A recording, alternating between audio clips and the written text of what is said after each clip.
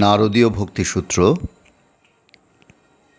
আমরা আজকে 7 এবং 8 নম্বর সূত্র আলোচনা করবার চেষ্টা করব। 7 এবং 8 নম্বর সূত্র একে অপরের সঙ্গে অত্যন্ত গভীরভাবে সম্পর্কিত, তাই আমরা এই দুটিকে একসাথে করার চেষ্টা করব। অবশ্যই একথা বলার অপেক্ষা রাখে না যে প্রত্যেকটি সূত্রের সঙ্গে প্রত্যেকটি সূত্রর একটা গভীর সম্পর্ক রয়েছে। সবকটিকে সামগ্রিকভাবে আলোচনা এবং চিন্তার প্রয়োজন। তো আমরা যেহেতু সবকটি একসাথে করতে পারবো না, তাই ভেঙে ভেঙে সূত্রগুলি আলোচনা করছি। আজকে প্রথমেই 7 নম্বর সূত্র। এখানে বলছেন, সা ন কাময়মানা নিরধরূপত্বাৎ। বললেন, সা সেই ভক্তি, ন কাময়মানা অন্য কোনো বাসনার অপেক্ষা করে না, কামনা করে না। অন্য কোনো বাসনার কামনা করে না। নিরধ রূপত্বাৎ সংযম স্বরূপ, এই জন্য সাজিয়ে বললে সেই ভক্তি দ্বারা অন্য কোনো কামনা বাসনা পূরণের প্রয়োজন হয় না, কেননা সমস্ত ইন্দ্রিয়ের সর্বতোভাবে সংযম হলে তবেই এই ভক্তি লাভ হয়। এর আগের 6টি সূত্রে নারদ প্রকৃত ভক্তের লক্ষণের কথা বলেছেন। এইবার 7ম সূত্রে তিনি ভক্তির বিষয়ে বলছেন, ভক্তির স্বরূপ সম্পর্কে আরও বিশদে আলোচনা করছেন।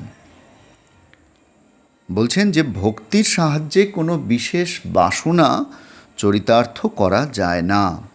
কেন না, কারণ ভক্তির মূল কথাই হচ্ছে সংযম এবং বাসনা নিরোধ, সমস্ত বাসনার উচ্ছেদ। যখন ভক্তি লাভ হয় তখন ভক্তের হৃদয় থেকে সমস্ত রকমের বাসনা কামনা চিরতরে মুছে যায়। আবার ভক্তি লাভের প্রচেষ্টার মধ্যে দিয়ে, সাধনার মধ্যে দিয়েই কিন্তু সেই স্তরে পৌঁছানো যায়। সাধারণত ঈশ্বরের কাছে আমরা প্রার্থনা করি, কখনো ধন সম্পদ প্রার্থনা করি, কখনো নামযশ প্রার্থনা করি, সামাজিক মর্যাদা প্রার্থনা করি, রোগহীনতা প্রার্থনা করি, বল প্রার্থনা করি। আমাদের চাওয়ার আসলে কোনো সীমানা নেই, তাই আমরা চাইতেই থাকি। তো একটু যারা ধর্মীয় পথে থাকেন তারা নিজেদের চাওয়াটাকে একটু উন্নত করতে পারেন, কিন্তু সম্পূর্ণরূপে চাওয়া পাওয়ার বাইরে যাওয়াটা খুবই কঠিন। সেই অভ্যাসে যিনি পূর্ণতা প্রাপ্ত হয়েছেন তিনি প্রকৃত ভক্ত। ভক্তি হচ্ছে, আমরা আগেই আলোচনা করেছিলাম, পরম প্রেম রূপা। অতএব অন্য কোনো কামনা বাসনার সঙ্গে জড়িয়ে থাকতে পারে না। এই যে কথাটি বললেন নিরোধ রূপ, নিরোধ স্বরূপ, এই কথাটি খুবই গুরুত্বপূর্ণ একটি কথা। শ্রীমদ্ ভগবদ্ গীতায় আমরা দেখছি 4 রকমের ভক্তের কথা বলা হচ্ছে। ভগবান বলছেন, চতুর্বিধা ভজন্তে মাং জনঃ সুকৃতিনো অর্জুন আর্তো জিজ্ঞাসুরর্থার্থী জ্ঞানী চ ভরতর্ষভ। বলছেন আর্ত, এরা প্রত্যেকেই মহৎ, এদের কথা বলছেন। 4 রকমের ভক্ত, কাদের কথা বলছেন? বলছেন আর্ত, যিনি বিপন্ন, কোনো বিপদে পড়ে ভগবানের শরণাপন্ন হয়েছেন। জিজ্ঞাসু, যিনি এই জগতের রহস্য সম্পর্কে জানতে চান। তিনি জেনেছেন যে নিজের চেষ্টায় জানা যাবে না, তাই ঈশ্বরের কাছে প্রার্থনা করছেন। তারপর কি বলছেন? অর্থার্থী, জিজ্ঞাসুর অর্থার্থী, অর্থ কিছু পেতে ইচ্ছা করেন, সেই উদ্দেশ্যে ভগবানের কাছে প্রার্থনা করেন। আর তারপর কে?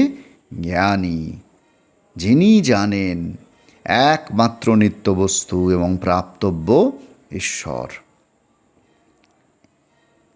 প্রত্যেকে মহৎ, প্রত্যেকের ঈশ্বর লাভের বাসনা জন্মেছে, প্রত্যেকে ঈশ্বরকে পেতে চান, প্রত্যেকেই মহৎ, প্রত্যেকেরই ভক্তি আছে, বিশ্বাস আছে। তবু যিনি জ্ঞানী ভক্ত, যিনি ঈশ্বরকেই একমাত্র বস্তু বলে জেনেছেন, তিনি শ্রেষ্ঠতম, কোনো সন্দেহ নেই এ ব্যাপারে। অন্যদের সঙ্গে তার তুলনা চলে না।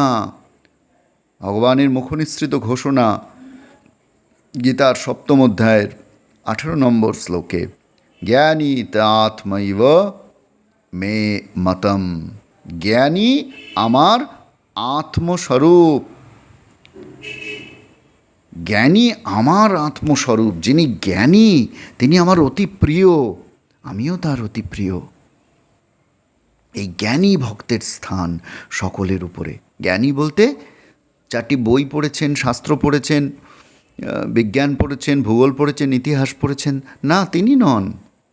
তিনি জাগতিকভাবে জ্ঞানী হতে পারেন, কিন্তু প্রকৃত জ্ঞানী কে? যিনি জেনেছেন ঈশ্বর বই আর কোনো বস্তু নেই, যিনি ঈশ্বরকেই ভালোবেসেছেন, তিনি হচ্ছেন প্রকৃত জ্ঞানী। যতক্ষণ ঈশ্বর আমাদের কাছে উদ্দেশ্য নন, কিছু প্রাপ্তির উপায় মাত্র, ততক্ষণ কিন্তু আমরা নিজেদেরকে ভক্ত বলতে পারবো না। যে মুহূর্তে এই উপলব্ধি জন্মাবে যে ঈশ্বরকে আমি কোনো কিছু পাওয়ার জন্য ভালোবাসি না, তাকে ভালোবাসার জন্যই ভালোবাসি, তখন সেই ভালোবাসাটি পরম প্রেমে পরিণত হবে, সেইটি অমৃত করে তুলবে আমাদেরকে। এই যে আমরা পড়েছিলাম অমৃত ভবতি, সেইটির কথা বলা হচ্ছে। অমৃত রূপ হয়ে হচ্ছে সেই ভক্তি। আমাদের ভক্তি সত্যি সত্যি জন্মেছে কি না এইটি বিচার করার কিন্তু এটা একটা ভালো উপায়। যদি নির্ভেজাল ভক্ত হয় তাহলে ঈশ্বরের কাছে কিছুই চাইব না, এমনকি জন্ম মরণের হাত থেকে মুক্তি, যে মোক্ষ যেটিকে বলা হচ্ছে, সেও চাইবে না। সুখের যে আরতি ভক্তের, সেটিও থাকে না। ভক্ত কিছু চায় না। শান্তি এবং আনন্দ পাওয়ার জন্য কিন্তু আমরা ভক্তি লাভ করতে চাই, কিন্তু সেটি ভক্তি লাভের উদ্দেশ্য নয়। ভক্তি লাভের প্রকৃত উদ্দেশ্য ভগবানকে পাওয়া। ভক্ত জানেন যে ভগবানেই একমাত্র শান্তি ও আনন্দ। শুদ্ধা ভক্তি ভক্তের একমাত্র লক্ষ্য। স্বামী বিবেকানন্দ তার ভক্তিযোগ গ্রন্থে এই বিষয়টির উপর কিন্তু জোর দিয়েছেন। যদি বাসনার লেশ মাত্র থাকে, সে বাসনা যত মহৎ বাসনাই হোক না কেন, তাহলে কিন্তু সেটি ভক্তি হয় না। আবার শ্রীরামকৃষ্ণ বলছেন, ভক্তি কামনা কামনার মধ্যে নয়। তাহলে আপাতভাবে দুটোকে মেলাতে আমাদের অসুবিধা মনে হতে পারে, কিন্তু না, একই কথা। ঠাকুর বলছেন যে ভক্তির অর্থ বাসনার নিবৃত্তি। যে সত্যি সত্যি ভক্তি লাভ করেছে তার বাসনার নিবৃত্তি ঘটেছে, তাই সে শুধুমাত্র ভক্তিই চায়। সেই জগতের কোনো মহৎ বাসনার সঙ্গেই কিন্তু সেই ভক্তি বাসনার তুলনা চলে না।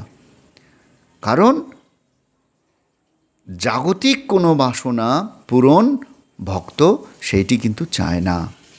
ভক্তি কামনার অর্থ হচ্ছে সকল বাসনার নিবৃত্তি কামনা। আশা করি এটা আমরা বুঝতে পারলাম, এই জায়গাটা, যে সাধারণ মানুষের যে চাহিদা তার সঙ্গে ভক্তের ভক্তি চাহিদার পার্থক্যটা কোথায়, এই হচ্ছে ব্যাপার। সুতরাং বাসনার বিলয়, এই হচ্ছে ভক্তির বিশেষত্ব। এইটি আমাদের মনে রাখতে হবে। বাসনার নিরোধ, সা না কাময়মানা নিরধ রূপত্বাৎ। ভক্তি সকল প্রকার বাসনার প্রতিবন্ধক ঘটাবে। বাসনা পূরণের জন্য কিন্তু ভক্তিকে ব্যবহার করা চলবে না। এইটির কথা বলা হচ্ছে। আমরা একটি ঘটনার, সুবিখ্যাত ঘটনা সকলেই জানেন, সেই ঘটনার কথা বলে এই সূত্রটির অর্থ আমাদের কাছে পরিষ্কার হবে। সেটি বলে আমরা পরের সূত্রে যাব। স্বামী বিবেকানন্দের কথা। তিনি তখন নরেন্দ্রনাথ, নরেন নামে পরিচিত। তার জীবনের একটি অতি পরিচিত ঘটনা। 1884 খ্রিস্টাব্দের প্রথম দিকে নরেন্দ্রনাথের পিতা বিশ্বনাথ দত্ত, তিনি হৃদরোগে আক্রান্ত হয়ে মারা গেলেন। তখন দেখা গেল যে তিনি যা রেখে গেছেন সবই ঋণ, শুধু ঋণ। কারণ তার আয় অপেক্ষা ব্যয় ছিল বেশি। তখন নরেন্দ্রনাথ চাকরির অন্বেষণ করতে লাগলেন, অ্যাটর্নির অফিসে কাজ করলেন, পুস্তক অনুবাদের কাজ করলেন, সবই সাময়িক। কারণ মা ভাই বোনদের ভরণ পোষণের একটা স্থায়ী ব্যবস্থা কিছু করা দরকার। কিছুতেই কিছু যখন করতে পারছেন না, তখন তিনি শ্রীরামকৃষ্ণদেবকে ঈশ্বরের নিকট তাঁর জন্য প্রার্থনা করার অনুরোধ জানালেন। ঠাকুর বললেন যে না নরেন, তোকেই প্রার্থনা করতে হবে। নিঃসংকোচে জগন্মাতার অস্তিত্ব স্বীকার কর এবং সাহায্যের জন্য প্রার্থনা কর। বললেন আজ মঙ্গলবার, জগন্মাতার নিকট এটি একটি পবিত্র দিন, আজ রাত্রে মন্দিরে গিয়ে প্রার্থনা কর। আমি আশ্বাস দিচ্ছি, তুই মায়ের কাছে যা চাইবি মা তোকে তাই দেবেন। রাত্রি 9টার সময় শ্রীরামকৃষ্ণ দ্বারা প্রেরিত হয়ে নরেন্দ্রনাথ মন্দিরে প্রবেশ করলেন। মন্দিরে ঢুকেই দেখলেন চিন্ময়ী জগন্মাতাকে। বিহ্বল হয়ে বেদির সামনে বারবার সাষ্টাঙ্গ প্রণাম করে বলতে লাগলেন, মা বিবেক দাও, বৈরাগ্য দাও, জ্ঞান দাও, ভক্তি দাও, আর আশীর্বাদ করো যেন বিনা বাধায় সর্বদা তোমাকে দেখতে পাই। তার হৃদয় শান্তিতে আনন্দে পূর্ণ হলো, বাহ্য জগতের চেতনা লুপ্ত হলো, থাকলেন শুধু মা।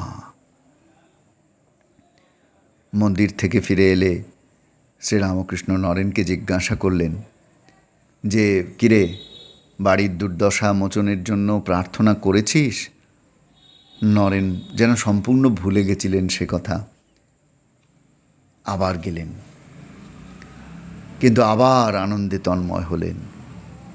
আবার ফিরে এসে ঠাকুরকে জানালেন। ঠাকুর বললেন, বোকা ছেলে, তুই নিজেকে একটু সংযত করে প্রার্থনা কথা মনে রাখতে পারলি না? আবার যা, মাকে বল তুই কি চাস, তাড়াতাড়ি যা। নরেন কিন্তু এবার ভোলেননি। তৃতীয়বার মন্দিরে গিয়ে নরেনকে এক লজ্জা যেন গ্রাস করল। যা চাইতে এসেছেন তা তো অতি অকিঞ্চিতকর। পরে তিনি বলছেন সেটা ছিল ঠিক যেন রাজার নিকট সাদর অভ্যর্থনা পাওয়ার পর তার নিকট লাউ কুমড়ো পাবার প্রার্থনা করার মতন। তাই তিনি কি চাইলেন? সেই তৃতীয়বারেও চাইলেন ত্যাগ, ভক্তি, জ্ঞান। এই নরেনের এই উচ্চ আধ্যাত্মিক অবস্থার কথা লক্ষ্য করে শ্রীরামকৃষ্ণ আশীর্বাদ করলেন, তোদের কোনো দিন মোটা ভাত কাপড়ের অভাব হবে না। যিনি ঈশ্বরের শরণাগত হয়েছেন সম্পূর্ণরূপে, তার জাগতিক চাহিদা আপনা আপনি মিটে যায়। তিনি জাগতিক চাহিদা পূর্তির জন্য কখনো ভগবানের কাছে প্রার্থনা করেন না, ভক্তিকে ব্যবহার করেন না। এই ছিল 7 নম্বর সূত্রের অর্থ। এবার আমরা 8 নম্বর সূত্রে প্রবেশ করব। বলছেন, নিরধস্তু লোকো বেদ ব্যাপারন্যাসঃ। নিরধঃ তু লোকবেদ ব্যাপারন্যাসঃ। বলছেন নিরোধ বা ত্যাগ কথার অর্থ লৌকিক ও বৈদিক সকল প্রকার কর্ম ঈশ্বরে সমর্পণ করা, ঈশ্বরে উৎসর্গ করা। সমস্ত প্রকার ত্যাগ বলতে কি? লৌকিক বৈদিক সকল প্রকার কর্ম ঈশ্বরে সমর্পণ করা। আমাদের ত্যাগ শুনলে মনে হয় ওরে বাবা কি একটা ভয়ঙ্কর ব্যাপার, সব ছেড়ে দিয়ে চলে যেতে হবে। কি ছাড়া? না বড় কিছুকে পেয়ে ছোট কিছুকে ছাড়া, নইলে তো ত্যাগ করা যাবে না। মন সর্বদাই সেই তক্ত বস্তুটির দিকে পড়ে থাকবে যদি এর চেয়ে উচ্চতর কিছু না পেয়ে থাকি। শ্রীরামকৃষ্ণদেব বলতেন, ত্যাগের আদর্শ স্বাভাবিকভাবে বাড়ে, জোর করে ত্যাগ করা উচিত নয়। অপূর্ব একটি দৃষ্টান্ত দিয়ে ঠাকুর এটি বোঝাচ্ছেন। বলছেন, ঘা সম্পূর্ণ সারবার পূর্বে যদি কেউ তার মামড়ি ছাড়ায় তাহলে ঘা আরও বেড়ে যাবে। মামড়িটা শুকনো হওয়া পর্যন্ত অপেক্ষা করো, তখন সেটা নিজে থেকেই খসে পড়বে। তেমনি ঈশ্বরের দিকে এগিয়ে যাও, প্রার্থনা করো, ঈশ্বরকে ভালোবাসতে শেখো। এই ভালোবাসা ক্রমশ তোমার হৃদয়ে যত বাড়তে থাকবে, বাসনা আপনা আপনি সংযত হবে, সংসারের প্রতি আসক্তি কমতে থাকবে। অনুসরণ করবার পথ হিসেবে তাই ভক্তিপথই সবচেয়ে স্বাভাবিক এবং সরল পথ। কারণ যত ঈশ্বরকে চিন্তা করা যাবে হৃদয়ে প্রেম বাড়বে, আর হৃদয়ে যত ঈশ্বরের প্রতি প্রেম বাড়বে স্বাভাবিকভাবেই বিবেক বৈরাগ্য শুদ্ধকরণ হবে, অন্তঃকরণ শুদ্ধ হবে। এই হচ্ছে ব্যাপারটি। একটি বড় চুম্বকের সংস্পর্শে যখন ছোট ছোট চুম্বক, আমাদের সাংসারিক যে চাহিদাগুলি সেগুলি এসে পড়ে, তখন ছোট ছোট চুম্বকও আমাদের টানে বটে, কিন্তু বড় চুম্বকের আকর্ষণে আমরা সেগুলি অনুভব করতে পারি না। তাই বলছেন নিরোধ বা ত্যাগ কথার অর্থ লৌকিক বৈদিক সমস্ত কর্ম ঈশ্বরে উৎসর্গ করা। ত্যাগের অর্থ এই নয় যে সকল কর্ম বর্জন করে দিতে হবে। সংসারে বাস করলেও দেখা যায় অবতার পুরুষরা সেটি পারেন, হ্যাঁ, তারা সংসারের কেউ না হয়ে থাকতে পারেন। শ্রীরামকৃষ্ণ যেমন বলতেন, নৌকাকে জলের উপর থাকতে দাও, কিন্তু জলকে নৌকার ভিতর থাকতে দিও না। ভগবদ্গীতায় ভগবান বলছেন যে কর্মত্যাগ দ্বারা নৈষ্কর্ম লাভ করা যায় না। কর্মে বিরত থেকে কেউ পূর্ণতা লাভ করতে পারে না। অর্থাৎ কর্ম না করলেই যে ঈশ্বর লাভ হয়ে গেল তা কিন্তু নয়। মূল উদ্দেশ্য কি কর্মত্যাগ? না, মূল উদ্দেশ্য ঈশ্বর লাভ। তাই কর্মটি কেমনভাবে করছি সেইটি বড় কথা। উদ্দেশ্য কি এই কর্মের সেইটিই বড় কথা।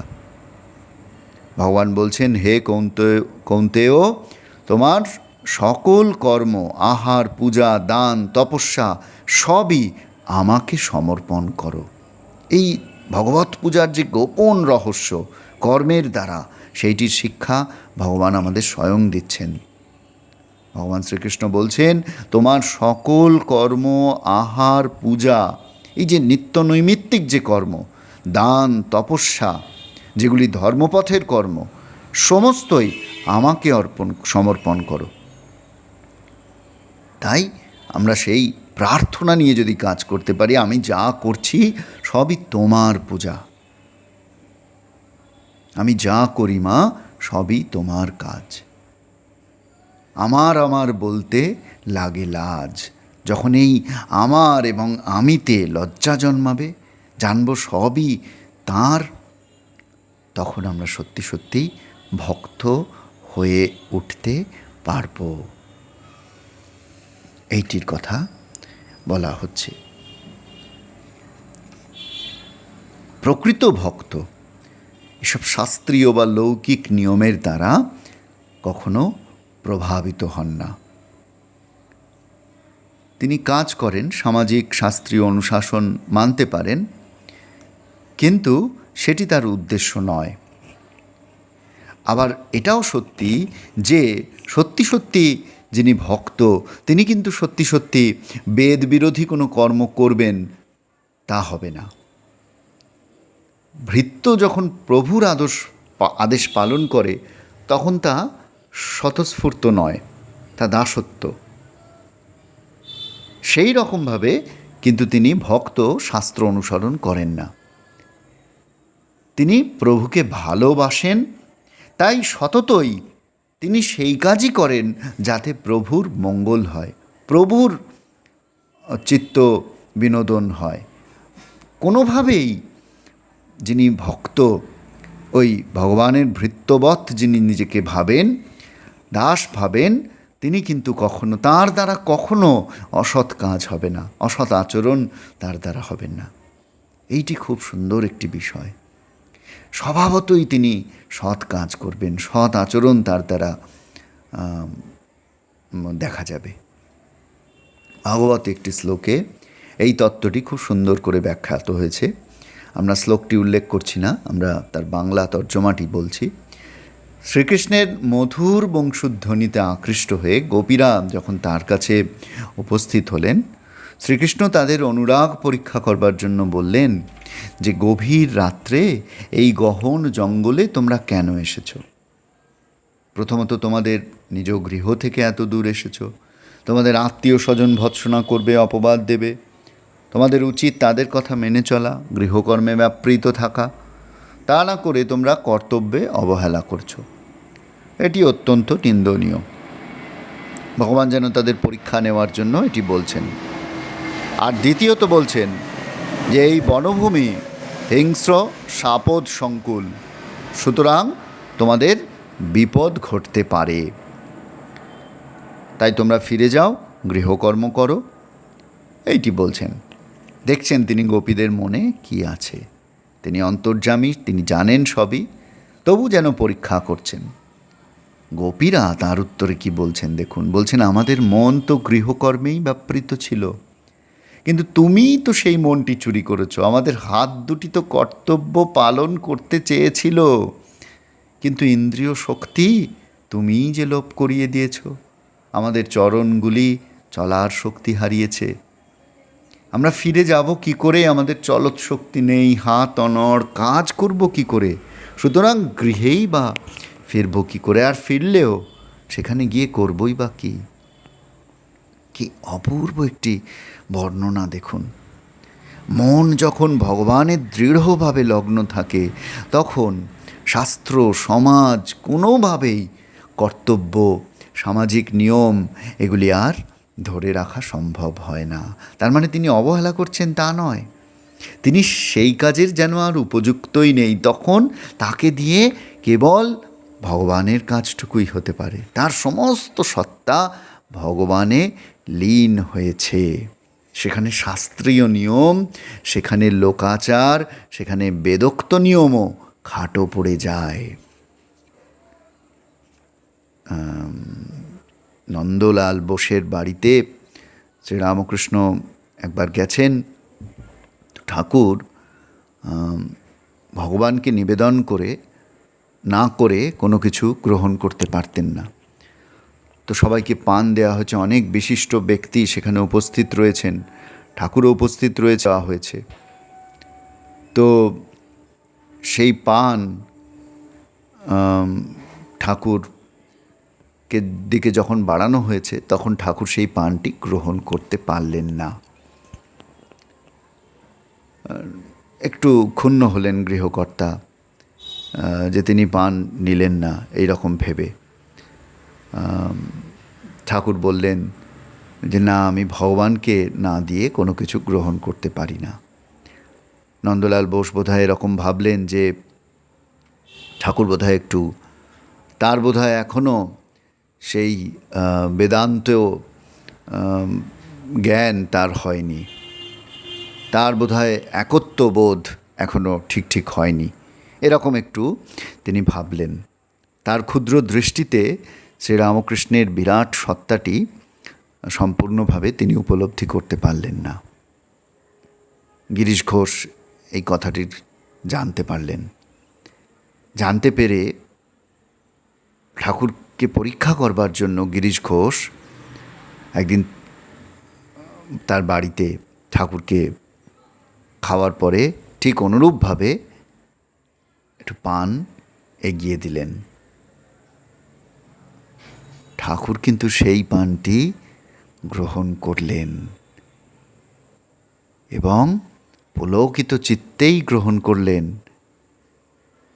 গিরিশ বুঝলেন যে ভক্তের ক্ষেত্রে সত্যি সত্যি ভালোবাসা থাকলে সেক্ষেত্রে কোনো নিয়ম খাটে না। ওই যে বললেন, ত্যাগ নিরোধ তু লোকবেদ ব্যাপারন্যাস, সমস্ত লৌকিক বৈদিক কর্মের সেখানে পরিত্যাগ ঘটেছে। যেখানে ভালোবাসা আছে, কেবল ঈশ্বরের প্রতি ভালোবাসা রয়েছে, তাকে তুষ্ট করবার একমাত্র বাসনা যেখানে রয়েছে, সেখানে সত্যি সত্যি ত্যাগ ঘটে। সেটিই সত্যি সত্যি ত্যাগ। ত্যাগ কথার অর্থই হচ্ছে তাই। তো ব্রহ্মজ্ঞ পুরুষদের জীবন এবং কর্মের মধ্যে আমরা সেই ত্যাগ লক্ষ্য করতে পারি, সেইটি দেখতে পারি। এই হচ্ছে 8 নম্বর সূত্রের অর্থ। আশা করি আপনাদের ভালো লাগছে। আমরা ভক্তিপথে নিশ্চয়ই একসাথে অগ্রসর হতে পারছি, সেটিই আমাদের উদ্দেশ্য। ভগবান আমাদের ভক্তি প্রদান করুন। আমাদের এই আলোচনা ভালো লাগলে রাইজ অ্যাওয়েক ওঠো জাগো চ্যানেলটিতে সাবস্ক্রাইব করবেন এবং চ্যানেলটির বার্তা বন্ধু স্বজনদের কাছে ছড়িয়ে দেবেন, এই অনুরোধ রইল। সকলে ভালো থাকুন। পরের দিন আমরা পরের সূত্র থেকে শুরু করব। ওম শান্তি শান্তি শান্তি। হরি ওম।